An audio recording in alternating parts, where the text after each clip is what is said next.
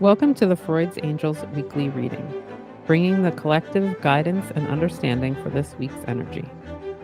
Remember, never give your power up to a reader or a reading. You always have the power of autonomy.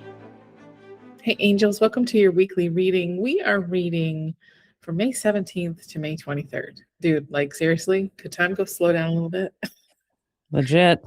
I mean, yes and no. I mean, for me, Yeah. I'm like, yeah, hurry up, but like kind of slow down. Like, Yeah. Like I want to be done with my truck payment. So if that could happen fast. yep, absolutely.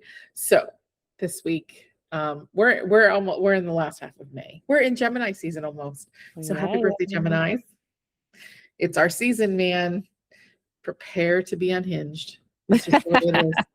And Gemini, Uranus is in our sign. And so that's about really breaking free from a lot of the boxes we put ourselves in. It's about just being us, uniquely us. That is like the weirdness, the coolness, the obscureness that sometimes we hide because we feel people can't cope with it or see it or they'll reject us for it.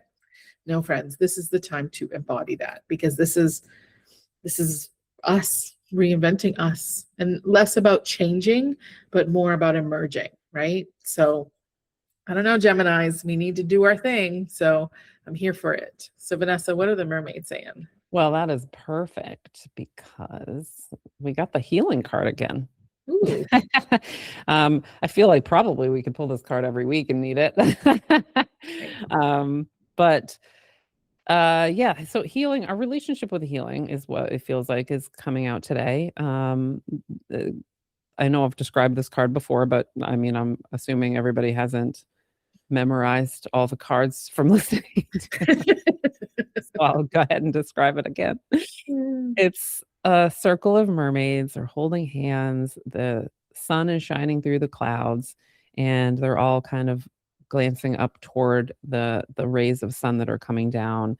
And you can see that they're basking in that. They're really soaking in that energy that you can assume. I mean, if we got some clouds there, then this is because it's been cloudy, right? Like, and we're actually seeing some rays of sunshine. And so the healing is what I feel like this card is out here to talk to us about. Do you do this, right? Like, do you allow yourself, even when they're just little rays of sunshine coming through the clouds, do you allow that to be healing, or do you see the clouds continuously? Because we've talked about this before, about perpetual healing.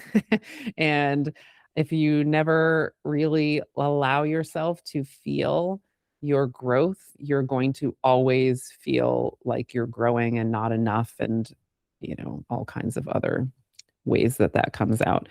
So when we think about what healing actually is, I want y'all to think about, like, when you have a wound, just because it's not gone doesn't mean it's not healing. And it feels better and better as it does heal. And you can allow yourself to pay attention to that, or you can pay attention to the fact that it hasn't healed yet. And the way that you spend that time is your mindset only, that the wound is going to heal the way that it heals. It's going to heal in the stages that it needs to heal in. And that is the only correct way for it to heal.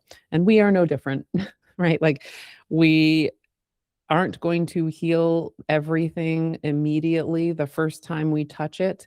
And being able to be grateful for each part of the process during that is going to make the journey to whatever it is that we're looking for obviously more enjoyable, but it will also, I think, accelerate the healing. Yeah. So it's like the difference between picking the scab off and just letting it heal.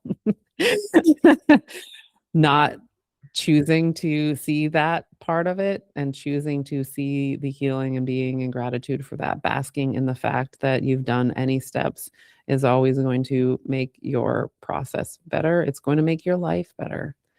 When I used to focus on how things weren't, It didn't matter how things were. It was almost like I would just breeze over the good parts because I would be like, well, they're not going to stay anyway.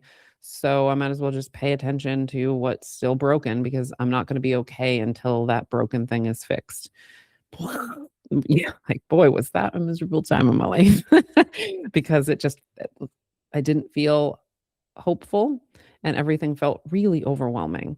I couldn't really see an end goal really because I was too lost in those clouds.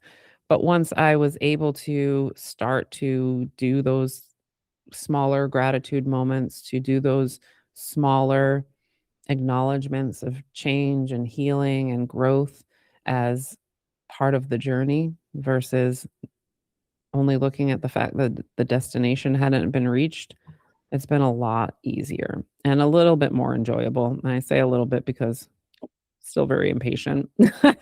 So I battle it a Yeah. lot. And especially when I really want something, it is really hard for me to like celebrate the stages because I really want to be there already. Now, what ended up happening though is that at the end, I do always, and I say always very confidently, I don't love an absolute, but I always feel this way. When I look back, once something has completed, whether it's a cycle or a manifestation, God, I see that process so clearly and so necessary. Like I will look back and go, there is no way that would have happened if I had done any of that differently. If I had skipped any of those steps, this would not have stayed. It wouldn't have landed. It wouldn't have, I couldn't have embodied it. So that being true has to mean that while I'm in the muck, that's going to be true again when I'm out of it.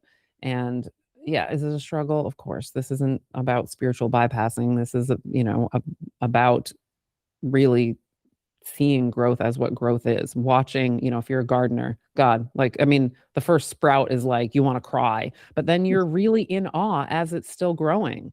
You're not just there for the fruit. You're watching the growth because you really love that process of watching it grow. It's awe-inspiring like every time. And we love it. So we deserve that same experience as humans that are growing. So that is what the healing card seems to be talking about today. Yeah. And how do you do that? How do you watch yourself grow and be in the process and be in awe of that? You surrender your attachment to the results. Oh my God. I love it when they're really easy. I think our And I brains need picked these that. way before we even started talking. So it's not like we were having a moment together. These were already done before we even got on the call. Well, and I just picked mine right before we started to record. Ooh, I love So, that. And I did not know what you had picked. yes. So the formula for success is to do all you can to quote unquote make things happen, then let go of the results, holding on too tightly to a desired outcome to sabotage it.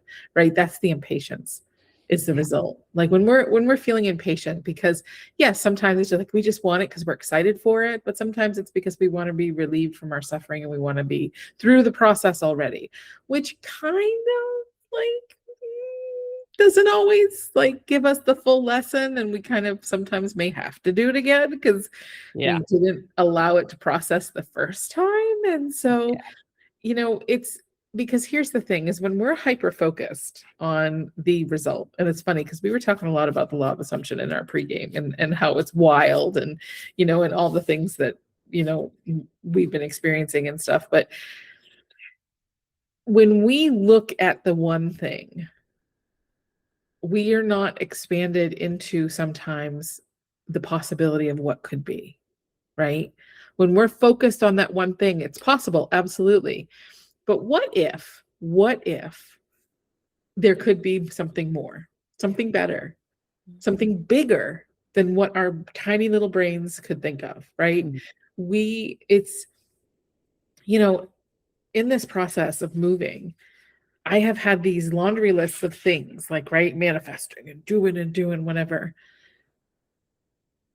But without that ability to just be like, this is what I need to be comfortable in where I'm living. This is what I want in a place. bring me whatever it is that is in alignment, and just letting go of the idea of exactly what it looks like, exactly wherever, yeah, I kind of I have a general idea, but like, it's more about the energy of the space. It's more about how I feel in the space. It's more about like, like I want peacefulness. I want quietness. It doesn't have to be completely silent, but I want more peace. That's when I think about how I feel in the space, I get in touch with it.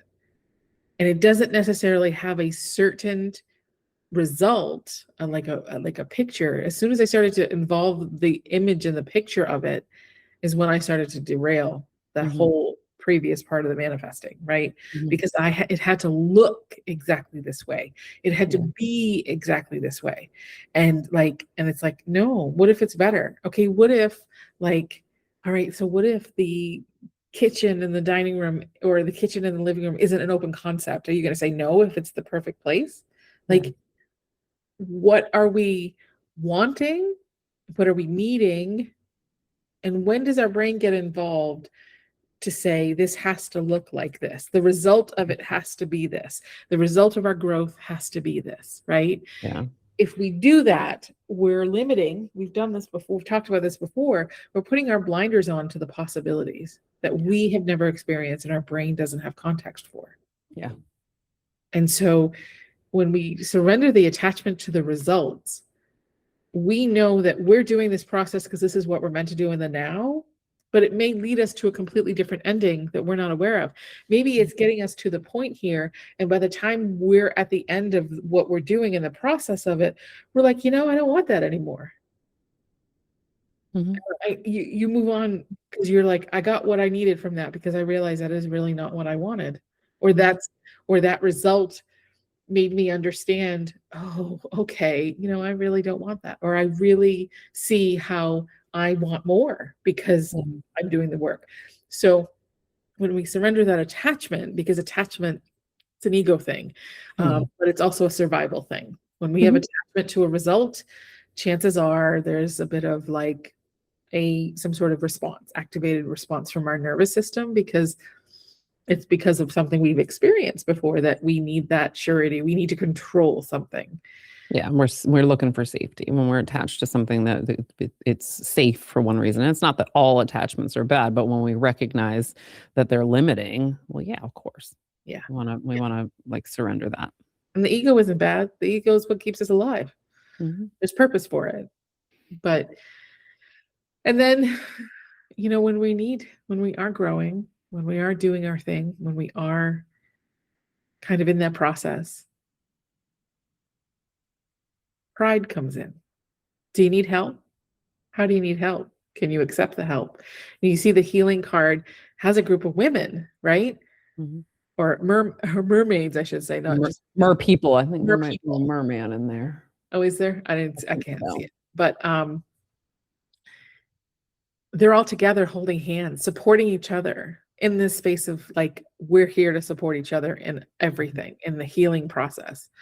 And sometimes when we're like, I can do it all by myself, believe me, I know I'm the one of those people that say that all the time. Not me. I don't know what you're talking about. That's weird. We have to surrender the pride and the idea of, I have to do this alone. And that is really important because we heal in relationship, we heal in community, and it doesn't have to be 100 people. It doesn't have to be 10 people. It doesn't have to be 5 people. It can just be one other person. Vanessa and I are community to each other, right? We're not a bunch of people, but we're community to each other. And so, there's a give and take, there's a process, and we both support each other's healing. We both support that.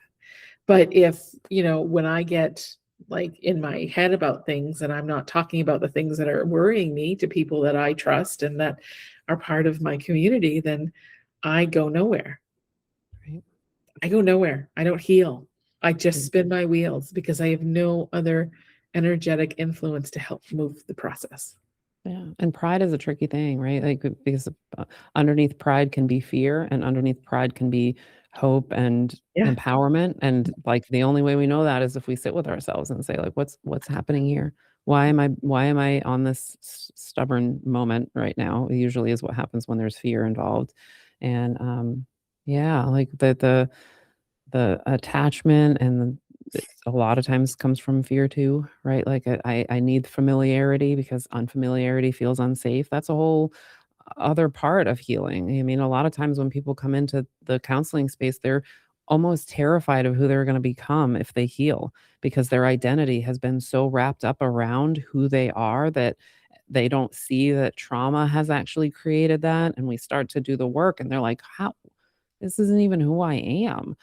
But the scared person on day 1, on day 90, who is starting to really feel themselves does not feel scared because they're like, "Oh god, this feels so much better." Like, I feel so much more like me, and so it's okay that I'm changing because I want to. I feel the value of that change, and so I'm no longer attached to the old story. I'm no longer attached to the persona that I was existing as because I felt like that's who I needed to be or that's who I was programmed to be or whatever.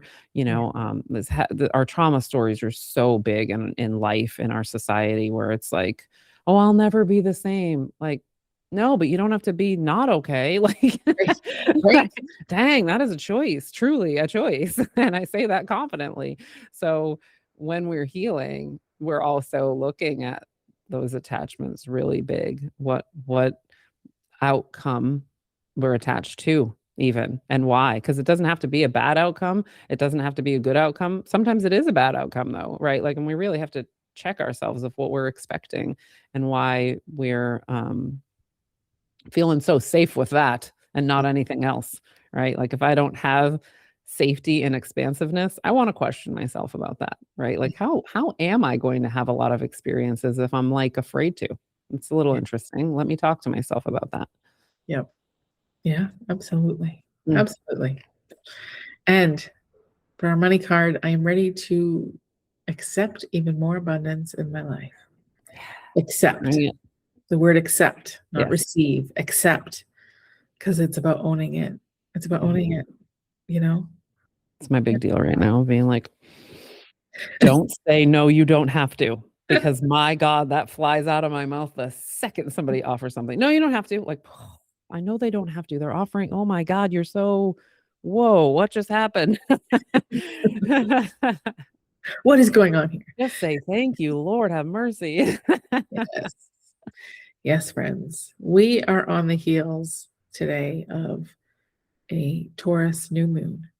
This new moon is a big moon, I think, for us. The Scorpio full moon exposed a lot for us. Sure did. It exposed a lot of places where that's in our subconscious, in our shadow, and in our places where, oh, I still haven't tended to that. And the Taurus new moon gives us the grounding, the solidarity for us to tend to the things that were revealed to us. And it was interesting with this new moon. I was very emotional yesterday. Emotional, like so emotional. I'm like, oh, I don't get this emotional when the moons come, but this one was big for me. And it's so much, when you think of Taurus, like look at where it is in your house, right? Mine is in the 12th house of mystery, of the under, like the hidden, right? And so the hidden is the things that we don't see or hear that we need to be aware of.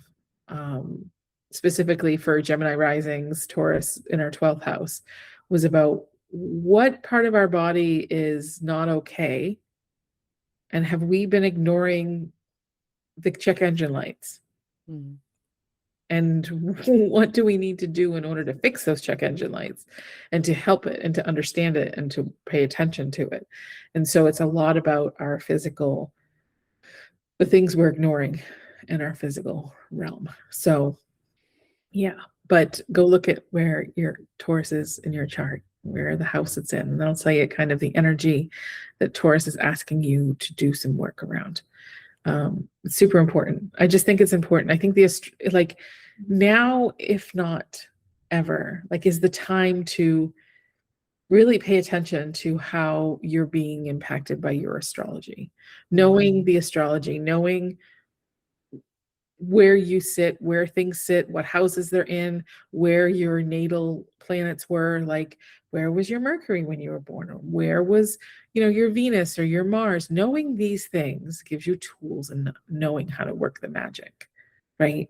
And it's not about waiting and predicting and having them just, I know I say this all the time, and I know I'm just repeating myself, but hear it, because somebody may be listening to this one and not listen to the other one.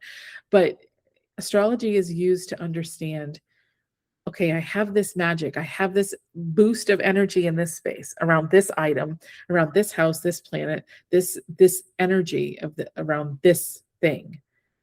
How can I use it to my advantage? How can I utilize this new moon to my advantage? How can I utilize the energy of all the retrogrades and all the conjunctions and all the Cazimis and all? How can I utilize that? And sometimes there's nothing to utilize. Sometimes you're like, yeah, no, I got nothing. And you just let it show you what it's asking you to do. But sometimes you're like, oh, I want to do this thing. And this new moon, this full moon, this whatever, it's going to amp up, it's going to plug that into an energy source that I may not have, and so that I'm going to use that. Now, it's like everything is in context. Moons, full and new moons, they're like 3 days before, 3 days after. You don't have to do it exactly on the very minute of that moment. You can if that calls to you, but we're only the first day after, so you have 2 more days to work with this new moon, so you're not too late. There's no calendar within astrology. It is just the planets spinning in space, It's all right? energy, man. Like, sometimes when people are like questioning me about astrology, I'm kind of like, all right, like when you came into the world, you're a special mix of energy, a special mix of energy. You burst into the field, and all of the things that were around you is what made you, right? Like that all of those energies around you were surrounding you. So you carry those. And then when you think about those specific things, it's kind of like, when you hang out with certain friends, that you do certain things, right? Like they bring certain energy to you. Same with the planets, right? Same with the moon, same with all that kind of stuff, right? Like I'm hanging out with my,